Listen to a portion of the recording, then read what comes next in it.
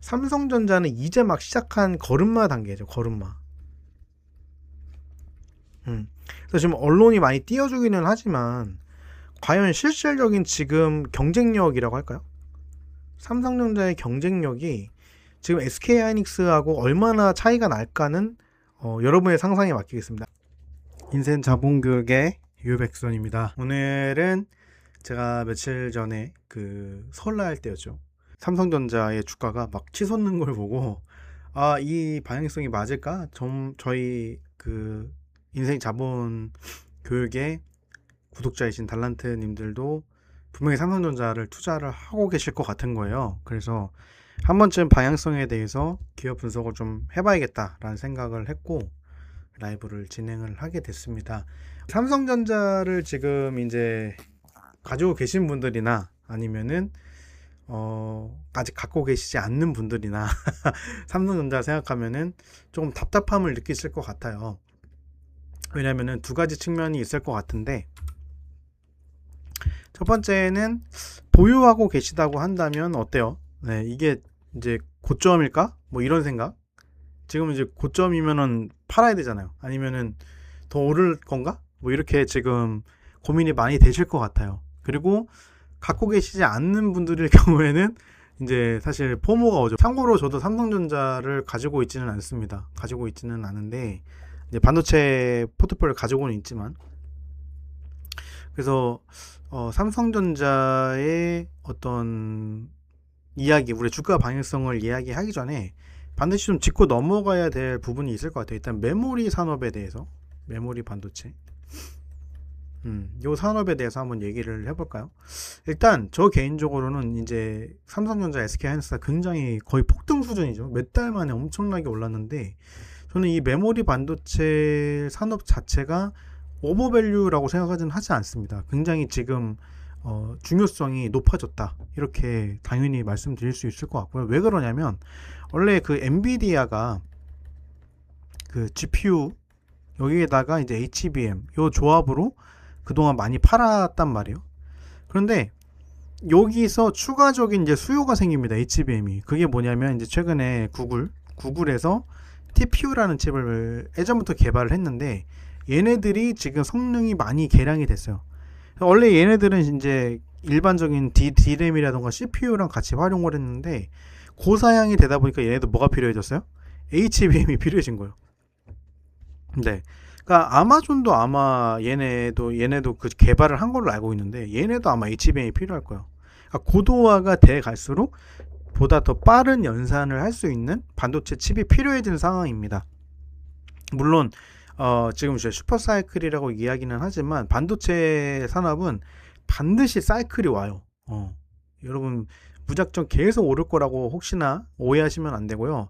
반도체 산업 자체가 이제 투자를 하는 그 사이클이 있기 때문에 거기에 맞춰서 투자를 하셔야 된다라는 거 잊지 마시고, 일단 메모리 반도체를 생산하는 이제 SK 하이닉스라던가 삼성전자가 지금 제대로 물 만난 건 맞다, 저는 개인적으로 생각을 합니다.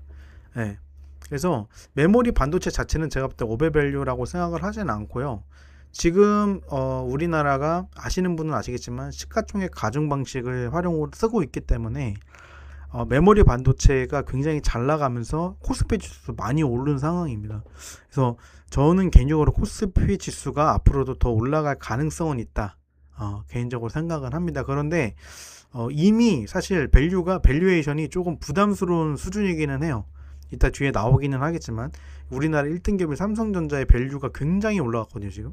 그래서 여러분께서 그런 숫자적인 부분, 데이터적인 부분도 좀 같이 저랑 체크를 하시면서 지금 고점일까? 아니면 지금이라도 사야 될까? 요거에 대한 판단을 여러분께서 좀 해보셨으면 좋겠고요.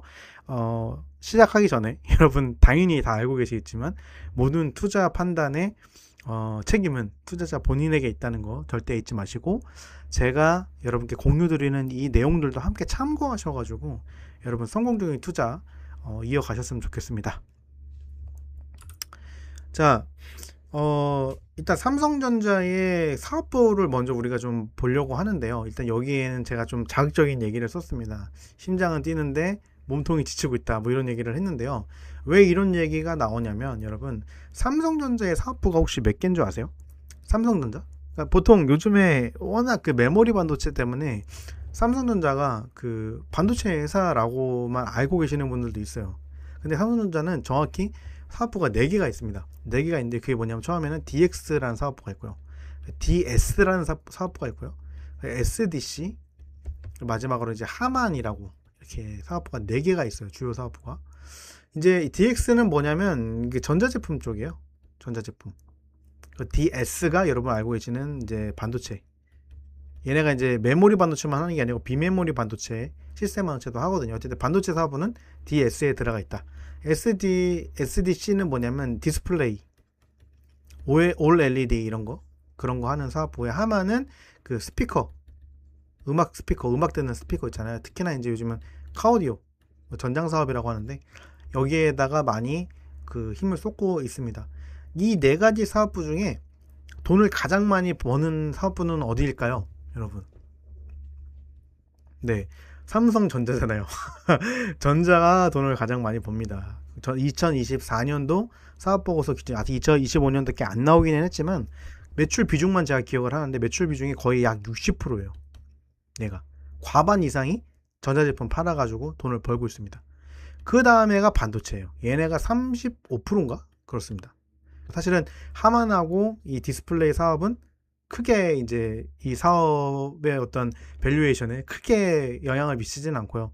이 DX 사업부하고 DS 사업부가 가장 큰 영향을 미치고 있다. 여기서 여러분에게 질문을 드려야 되는데, 삼성전자가 그러면 여러분 지금 매출이 이렇게 나고 있는 상황에서 반도체 회사라고 봐야 될까요, 우리가? 아니면 전자제품 회사라고 봐야 될까요? 저는 전자제품 사업이라고 생각을 합니다. 근데 이 전자제품 사업이 그 영업이익률이 좀 많이 낮아요. 10%도 안 되는 걸로 제가 알고 있고요. 대신에 이 반도체는 굉장히 높습니다. 영업이익률이 거의 30% 이상, 30% 이상이 영업이익률이 지금 나고 있는 상황이에요. 그래서 2025년도 사업보고서 저희가 나와봐야 알겠지만, 그럴지라도 그 SK하이닉스가 지금 여전히 이 HBM 쪽은 잘하고 있기 때문에 전자 사업부를 뛰어넘을 만한 매출을 일으키지는 못했을 겁니다. 매출 구조 자체는 여전히 전자제품이 가장 많은 돈을 벌고 있다, 이렇게 우리가 보셔야 되고요. 그리고 이 전자제품 중에서도 얘네가 뭘 가장 많이 팔아서 돈을 벌고 있냐면 바로 갤럭시 핸드폰이에요. 네, 폰. 그러니까 스마트폰 사업부가 돈을 제일 많이 법니다. 제 기억에 110조 정도가, 100조 정도인가? 그 정도가 거의 그 이 스마트폰 사업부에서 나와요. 그러니까 이 삼성전자라는 회사가 사실은 우리가 반도체 요즘 하도 많이 얘기해가지고 반도체 회사라고 생각이 들지만, 사실은 반도체가 사업부가 부수적인 사업이에요. 부수적. 예, 주력 사업이라고 볼 수는 없다는 거죠. 주력 사업이라고 보려면 최소 제가 볼 때는 50% 이상은 돼야 돼요. 여기서 매출이 끌어올려지는 게. 근데 지금 과반도 안 되고 있는 35%의 약간 이 수준 정도의 사업부가 주력 사업이다? 요거는 우리가 좀 고민해 볼 문제 아니냐. 첫 번째 제가 나누고자 하는 아이디어는 뭐냐면, 삼성전자는 전자제품 파는 회사다. 요게 첫 번째 포인트고요. 그 중에서 삼성전자가 앞으로 주가가 잘 갈 것 같아 라고 우리가 볼 수 있는 제품이 뭐냐면 바로 갤럭시다. 이 휴대폰 판매량이 굉장히 중요한 회사다. 이렇게 사실은 우리가 생각을 하셔야 돼요. 지금 반도체 기업이라고 언론에서 굉장히 띄워주는데 매출 구조상은 반도체는 부수적인 사업부라는 거죠, 사실은. 그렇게 이해를 하시는 게 저는 되게 중요하다고 생각을 하고요. 요게 단순하게 그 제가 개인적으로 생각하시는 거라고 혹시 오해하실 수 있으니까, 실질적으로 제가 삼성전자의 보고서를 한번 보여드릴게요. 네. 여기서 보시면 삼성전자의 어떤 사업부 어디서 확인하실 수 있냐면, 여기가 전자공시 시스템이라는 곳입니다. 여러분 아시는 분들은 아시죠? 여기서 그 매출 및 수주 현황, 여기 들어가시면 됩니다. 사업의 내용 중에 매출 및 수주 현황, 여기 들어가시면 여기 나와요. 그쵸? DX, DS, SDC, 하만, 딱 4개의 부문으로 나눠져 있는데 가장 많이 지금 돈 벌고 있는 애가 DS 부분인데 182조 정도 벌었네요. 죄송해요. 요거네. 여기에 2024년도 거. 이게 사실은 그러면 2024년, 2023년, 2022년이잖아요. 그러면 2022년보다도 돈을 더 못 벌었어요. 예. 반도체 쪽은 확실히 더 많이 벌고는 있지만, 그래도 여전히 전자제품 쪽이 압도적입니다. 특히나 여러분 이거 전자공시 많이 보시는 분들은 알겠지만, 삼성전자가 돈을 갤럭시뿐 아니라 TV 산업 쪽에서도 전 세계 1위예요. 여기 7번 들어가 보시면 7번 많이 안 보시는 분들이 많은데 7번에 되게 알짜배기 정보들이 많거든요. 여기 읽어보시면 당사는 2006년 이후 2024년까지 19년 연속으로 TV 판매 1위라요. 1위. 전 세계 1위랍니다. 안타깝게도 좀 줄어들고 있죠. 점유율이. 워낙 경쟁사들이 많이 지금 들어온 거죠. 특히 중국이 엄청 맹추격을 하고 있습니다. 이제 2026년도 2월에 발표되는 사업보고서는 어떻게 될지 우리가 한번 체크해 볼 만 하고요. 스마트폰도 보시면 2011년 이후 14년 연속 1위 유지하고 있습니다. 그러니까 얘네가 그 TV하고 스마트폰을 상당히 많이 판다는 거죠. 그 중에서도 스마트폰을 굉장히 많이 팔아요. 2024년도에 114조를 벌었죠. 메모리는 84조 정도 벌었다고 여기 이제 보고를 하고 있습니다. 실제로 삼성전자가 기록한 내용들을 보면은 반도체 회사라고 보기에는 조금 부족하다. 실제로 순수한 반도체 회사는 여러분도 아시겠지만 SK 하이닉스입니다. 그런데 삼성전자는 전자제품을 더 많이 파는 회사다. 요거를 여러분께서 꼭 잊지 않으셔야 된다. 그러면은 우리가 삼성전자의 주가 향방을 보려면 어때요? 요 주요 제품별 매출 실적을만 봤을 때는 어떤 걸 봐야 우리가 실적이 잘 나오겠구나 이거를 판단할 수 있을까요? 당연히 이거죠, 이거. 예. 메모리도 메모리지만 스마트폰이 더 잘 팔리냐? 요게 이제 중요 포인트 중 하나다라는 거죠. 여러분께서 삼성전자를 살 거냐, 지금이 고점이냐, 요거 판단하실 때 이 스마트폰의 추이가 사실은 메모리보다 반도체보다 훨씬 더 중요하다는 겁니다. 지금 언론들이 막 그런 얘기를 한다고 해서 삼성전자의 실질적인 어떤 회사 그런 사업부가 막 달라지는 건 아니니까요. 그래서 지금 삼성전자의 그 메모리 반도체 회사인 건 맞지만 메모리만 파는 회사는 아니다. 사실은 전자제품의 실적이 더 많은 영향을 미치고 있다. 약 60%가 지금 가전 모바일에서 나오고 있어요. 근데 여러분 아시겠지만 전자제품 쪽은 대체재가 너무 많아요. 특히 중국 쪽에서 워낙 싸게 팔고 있다 보니까 영업이익률이 낮습니다. 영업이익이 반도체보다도 훨씬 적어요. 이따 이것도 제가 전자공시 들어가서 다시 한번 보여드릴게요. 이 성숙한 산업을 주요 매출원으로 잡고 있는 삼성전자가 19만 원 정도 됐잖아요. 그 정도 된 것만으로도 저는 사실 조심스럽긴 하지만 좀 많이 올랐다. 왜냐면 순수한 반도체 회사가 아니기 때문에. 갤럭시라고 했잖아요. 제가 알기로 2025년도 요때 아이폰한테 추월당했어요. 여러분 어디죠? 예.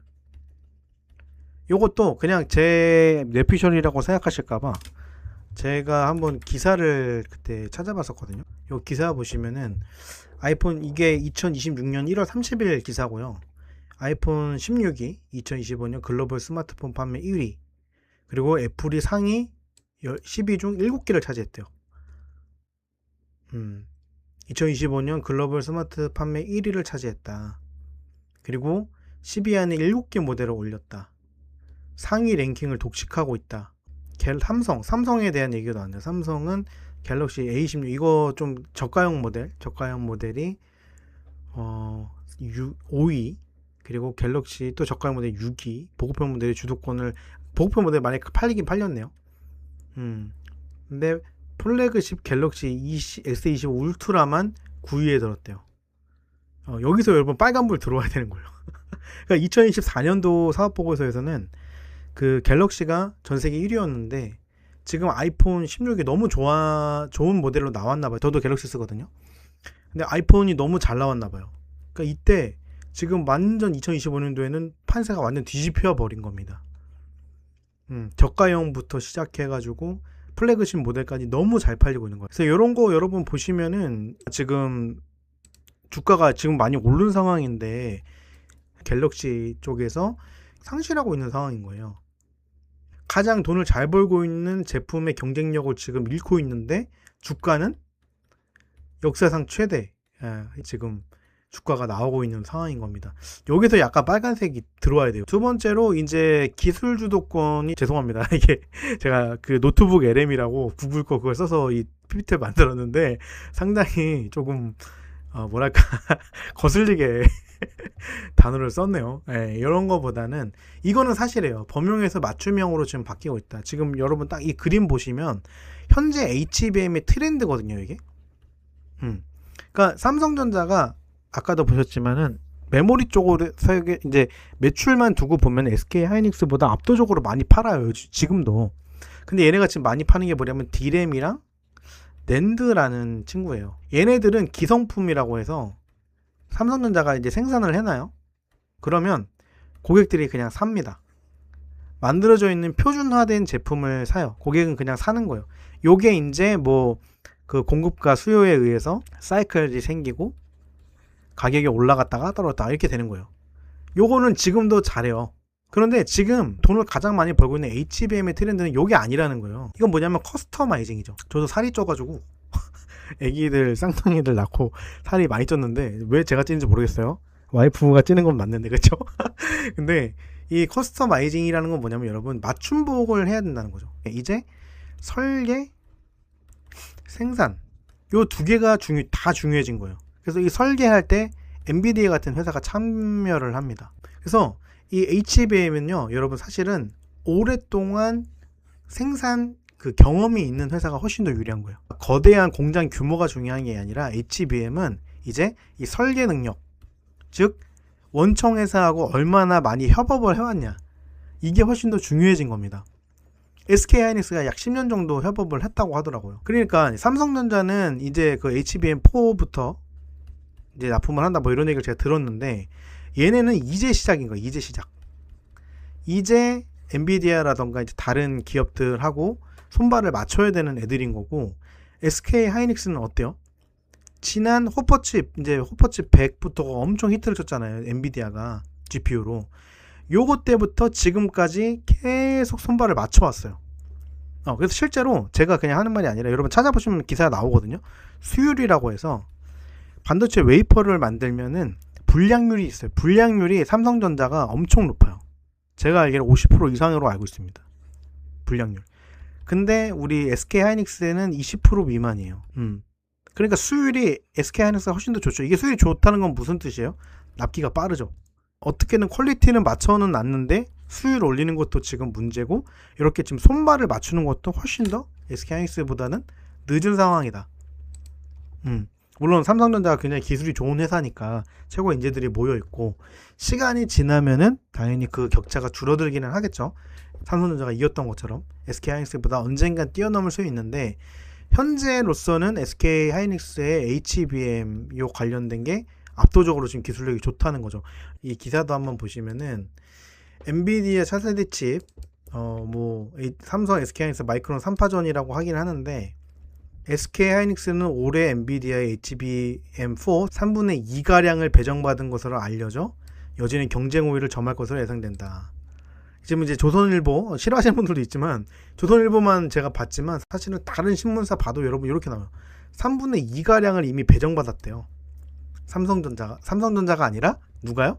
SK 하이닉스가. 마이크론은 제가 알기로는 최근에 HBM4 관련해서는 그 실패했다. 그 퀄테스트라고 하잖아요. 거기에 그 통과하지 못했다라는 얘기를 제가 들었거든요. 원래는 기존에는 혼종 대량 생산을 해놓으면 고객이 그냥 사가는 거였는데, 이제는 이렇게 재단을 해야 된다. 이런 트렌드로 지금 메모리 반도체 산업이 변화가 됐기 때문에 SK 하이닉스가 삼성전자보다 훨씬 더 지금 우위를 차지하고 있다라고 여러분께서 아셔야 된다는 거예요. 그래서 삼성전자 주가가 이런 측면에서도 저는 조금 물음표다. 삼성전자 갈 길이 멀다. 그래서 아까 제가 설명드렸던 내용이거든요. 그래서 지금 엔비디아하고 SK 하이닉스는 그 호퍼칩 초기의 GPU 때부터 지금 블랙엘의 최신 모델이고, 이제 그 루빈까지 지금 이제 3세대까지 나왔잖아요. 요 전반에 걸친 모든 세대에서 HBM 주도권은 SK하이닉스가 지금 쥐고 있는 거예요. 왜요? 그 전에 대량 생산해서 품질 좋게 가격 싸게가 지금 중요한 게 아니라 지금 HBM이 여러분 알려진 바에 따르면 그 4세대가 나오고 있지만 HBM4 지금 나오긴 하고 있지만 여전히 이 호퍼칩 초기 GPU 모델 요것도 제대로 활용을 못하는 수준의 기술이래요. 이게 무슨 말이냐면 지금 GPU 기술이 압도적으로 좋은 거예요. 너무 좋은 거예요, GPU가. 지금 HBM4까지 나왔는데도 여전히 초기 모델은 호퍼칩도 100%못 쓴다는 거예요. 데이터 병목 형상 때문에. 삼성전자는 이제 막 시작한 걸음마 단계죠, 걸음마. 그래서 지금 언론이 많이 띄워주기는 하지만 과연 실질적인 지금 경쟁력이라고 할까요?